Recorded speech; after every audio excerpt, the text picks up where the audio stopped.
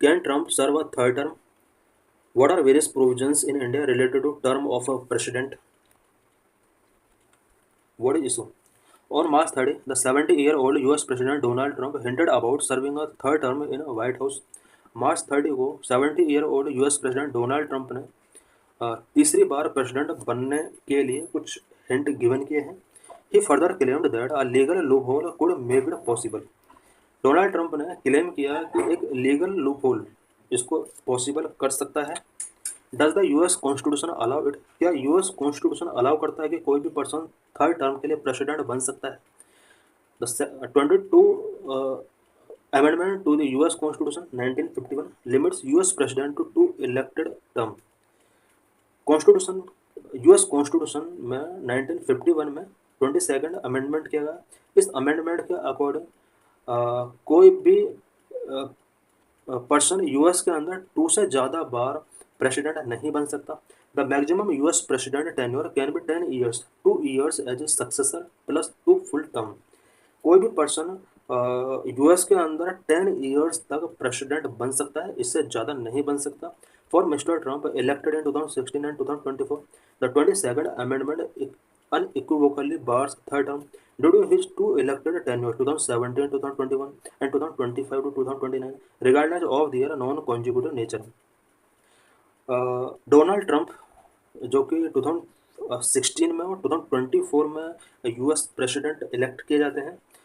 22nd constitutional amendment के according third term के लिए इन्हें बार किया गया है. इट मीन्स थर्ड टर्म के लिए प्रेसिडेंट नहीं बन सकते. 2 बार इनको इलेक्ट किया गया है. 2017 से 2021 तक इनका एक फर्स्ट प्रेसिडेंशियल टर्म रहा है. उसके बाद 2025 से 2029 तक इनका सेकेंड टर्म रहेगा. What may be route for Trump's third term? Trump अगर थर्ड टर्म के लिए प्रेसिडेंट के लिए कोशिश कर रहे हैं बनने के लिए, तो अमेंडमेंट के अंडर ये क्या प्रोविजन कर सकते हैं? Repealing the 22nd amendment, this require either a 2/3 vote in both the house and followed by rectification by 3/4 of the 50 states. अगर डोनाल्ड ट्रंप चाहते हैं कि वो थर्ड टर्म के लिए प्रेसिडेंट बने, तो 22nd अमेंडमेंट को रिपील कर सकते हैं. और इसको रिपील करने के लिए बोथ हाउसेस का 2/3 वोट इन्हें चाहिए एंड अबाउट 3/4 50 स्टेट का रेक्टिफिकेशन चाहिए. Why does not India have term limit? India के अंदर क्या इस तरह का टर्म लिमिट है? क्या इंडिया के अंदर 2 टाइम से ज़्यादा टाइम पीरियड के लिए कोई पर्सन प्रेसिडेंट बन सकता है?